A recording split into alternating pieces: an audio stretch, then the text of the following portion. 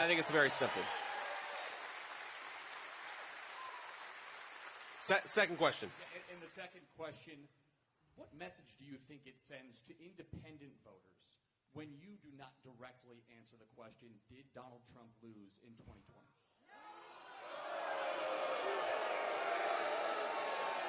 I think,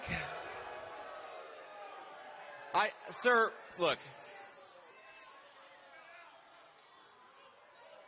First of all, on the election of 2020, I've answered this question directly a million times.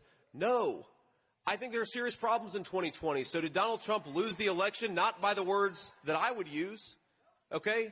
So look, we could, but look, I really couldn't care less if you agree or disagree with me on this issue. And here's the thing that I focus on, because what the media will do, they'll focus on the court cases or they'll focus on some crazy conspiracy theory. What I know, what verifiably I know happened, is that in 2020, large technology companies censored Americans from talking about things like the Hunter Biden laptop story, and that had a major, major consequence on the election. Now, let's take that as a baseline reality. Even the journalists who constantly fact-check me admit that that's real. Well, okay. You could say, well, let's say your view is that happened and we still think Trump lost, or that happened and we think that means Trump won. Who cares? It happened. Censorship is bad, and that's the substance of what we're focused on, and that's what we care the most about.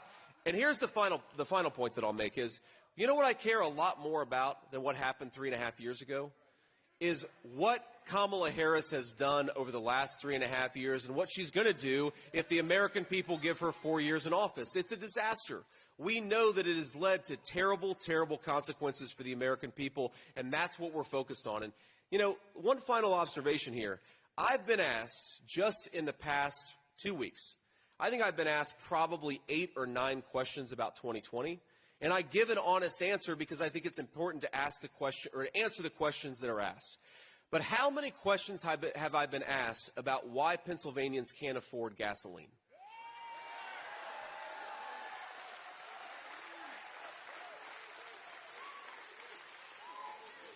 I've been asked